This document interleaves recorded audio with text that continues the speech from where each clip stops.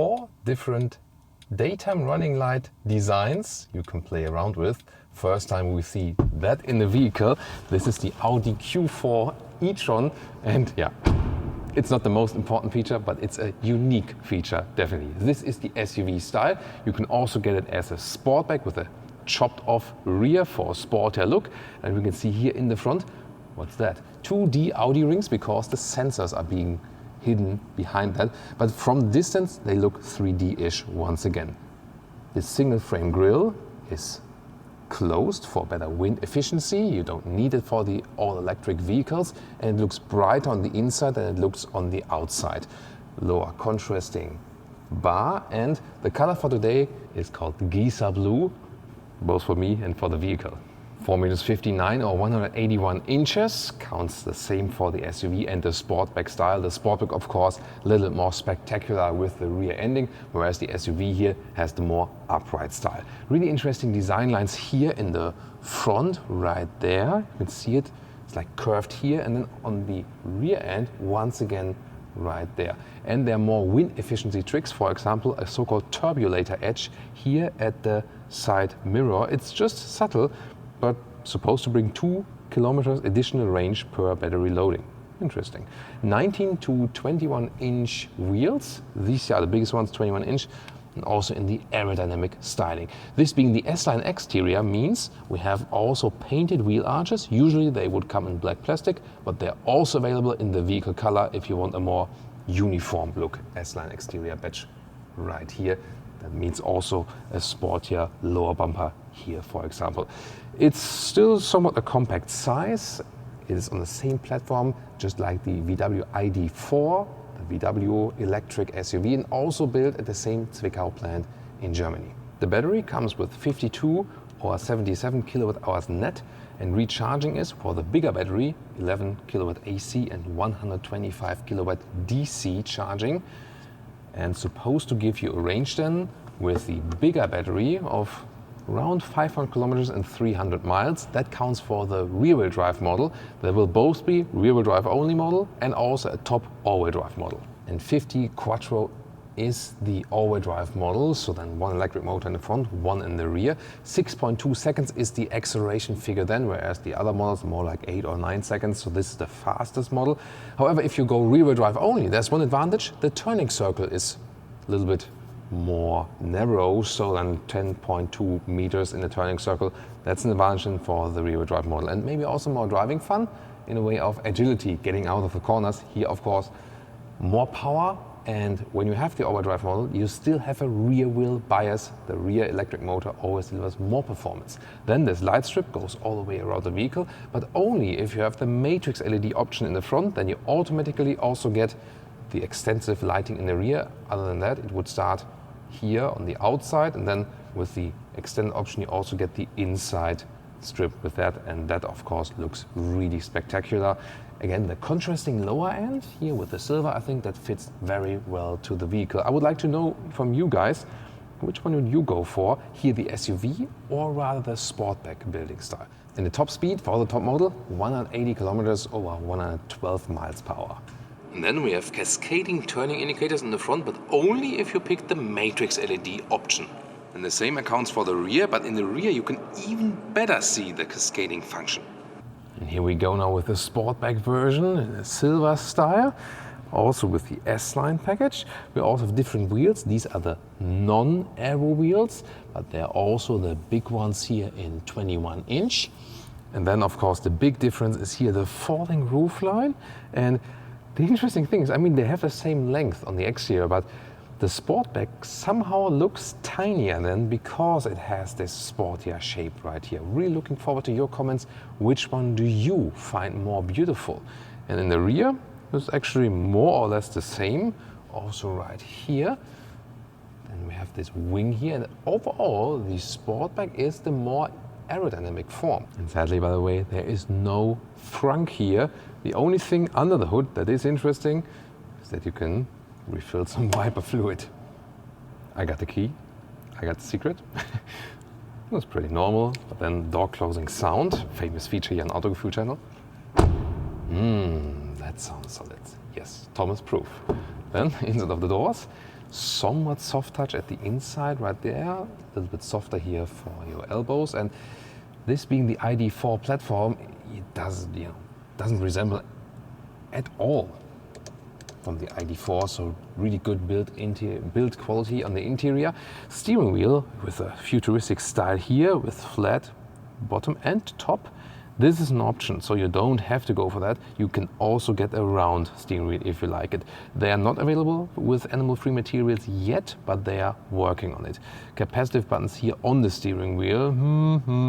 Yeah, you have to see how that one turns out while driving. Seats, there's a normal seat and a sport seat. You can see the sport seat right here. It has the integrated head restraint.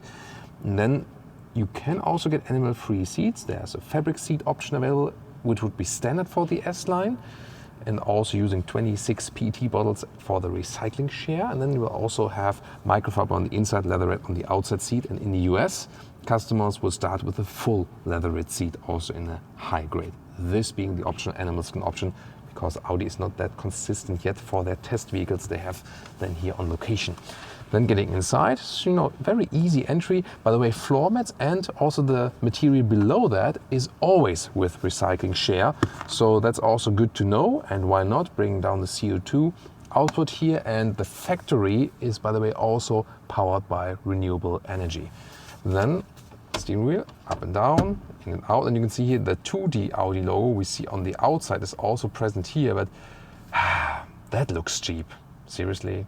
I mean, when you have three-dimensional logos, like really something to touch and to see, that's definitely better. So, the steering wheel form is cool and futuristic, but the capacitive button style here, these will be illuminated then when you drive the vehicle. There we go. So you can turn it on. There you can see it's basically still one button, but then different fields, and then it also catches fingerprints, and then the 2D Audi. Usually I'm always super enthusiastic about the Audi interiors. I mean, basically, yes, here the same. But the steering wheel, the stuff here, not happy with that. Soon more to the virtual instruments here. 10.25 inch, a little bit smaller than we used to know. Usually Audi Virtual Cockpit always came in 12.3 inch. And then standard infotainment system, also different stylings available here. Seating position is actually, we know it from these sport seats, so they're not special new or something. The base seats will be a little bit more comfortable. Here they hold you a little bit tighter, but you have this upright seating position. It's not too long on the exterior, but you already have a lot of space here in the front. That's good. And a lot of headroom, even though I'm 1.86 m or 6'1", frequent subscribers know. Interior overview, of course, with nice ambient lighting right there. I like that. Colors can be adjusted. Left side 10.25 inch digital instruments. And yeah, once again, a little bit small for an Audi, I think. Right side, either you have a 10.1 inch screen or this 11.6 inch screen. So that's the bigger one. Soon also more details to that. And here in the lower part, you have the climate unit. Still manual, thank you. This is a reason to go for the Audi here, for the Q4 e-tron, and not for the ID4 to have this manual climate unit still. Thank you. However, they save the buttons. For example, they still have a button here, but then one button for drive select, for the hazard lights, and for ESC off. It's one button, but different touch areas. I don't know. Suspension-wise, by the way, that's interesting. You have a base suspension, you have a sport suspension, standard for the S-Line, and an optional adaptive suspension. And when you have the adaptive suspension here, then when you, for example, go to dynamic mode, it gets stiffer. Comfort mode, it gets a little bit softer. So the adaptive suspension will give you the best comfort. And the rest of this floating console here, very interesting. So that's, that overlaps quite deeply. Very interesting. There's a volume slider like here for the passenger. Then start-stop button at the left side, and you have the shifting lever like this for the drive mode, reverse or neutral like this. But you can also pull it back all the way, and then you have. So it's actually quite easy solution.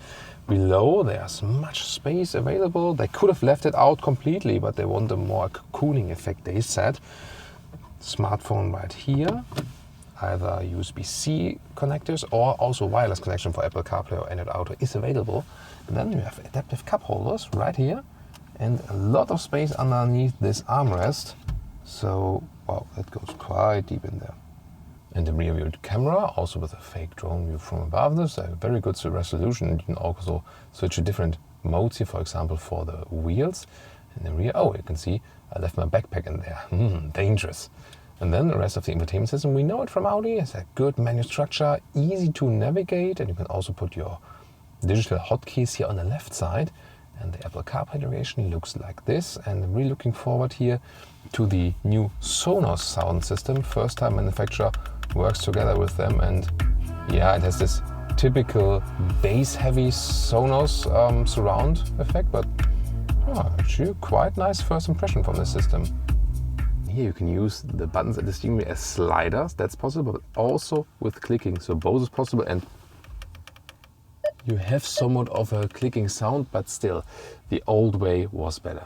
These are the instruments, and by the way, when you put in the drive or B mode is a stronger recuperation mode, so you can always drive in that one, or use the shifting pedals to change the recuperation.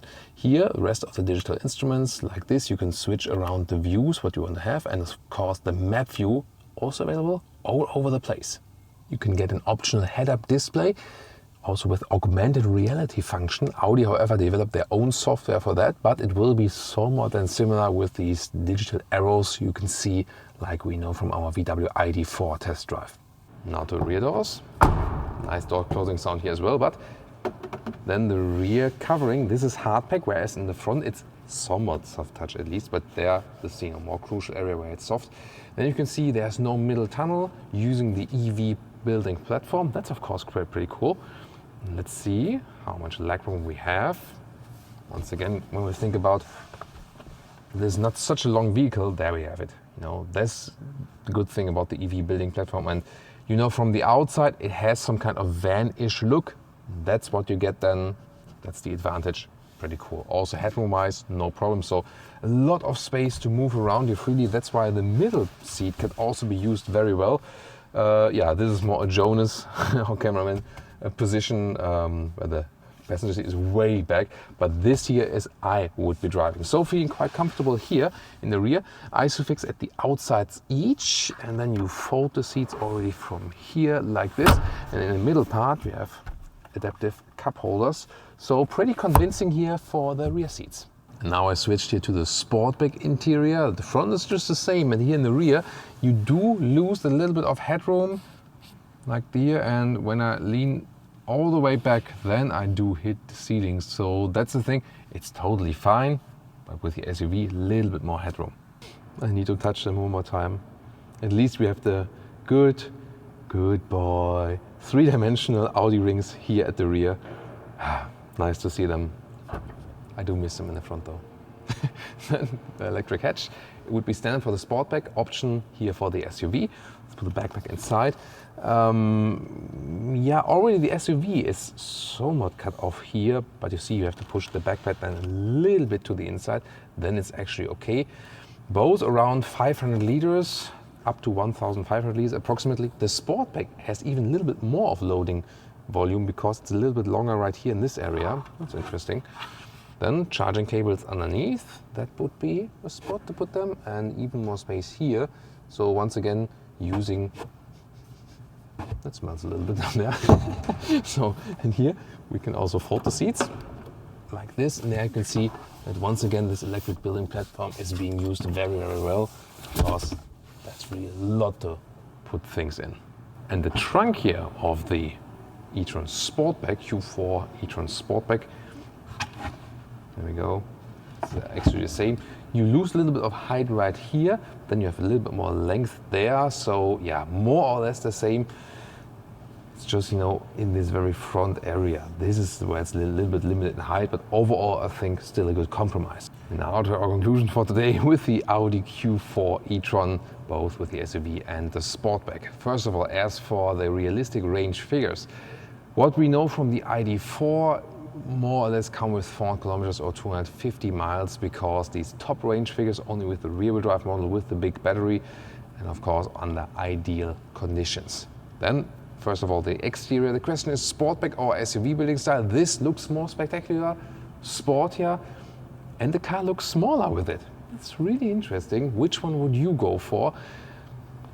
I'm not sure. I think I would still keep the SUV building style because it's also a little bit more practical on the inside. However, I really have to say that the Sportback takes away this kind of van-ish atmosphere on the exterior. So if I now think about it, maybe I would go with the Sportback here. Really tough question. On the interior, it's more or less the same. Yes, a little bit limitations here in the rear, but that's about it. We do see some parts on the interior which could have been done better. I think the virtual cockpit needs to be the standard 12.3-inch size. The capacitive buttons, not a fan of that. Other than that, way better than in the VW ID4, I think. Especially because you have the manual climate unit here still. They do also have animal-free materials for the seats. However, the whole concept is not animal-free yet. But they already made some progress as for more sustainability in production, for example. Really looking forward to drive this one. I mean, it's a good size, promising range figures. I think exactly the right offer they need right now. Prices will be starting approximately around 40,000 euros or dollars. But then for the entry model, when you pick this one here with a Quattro with all-wheel drive and more power and more equipment, you can easily also end about 70k. That's my estimation. So what do you think? Leave us your comments about the Q4 e-tron. See you next time.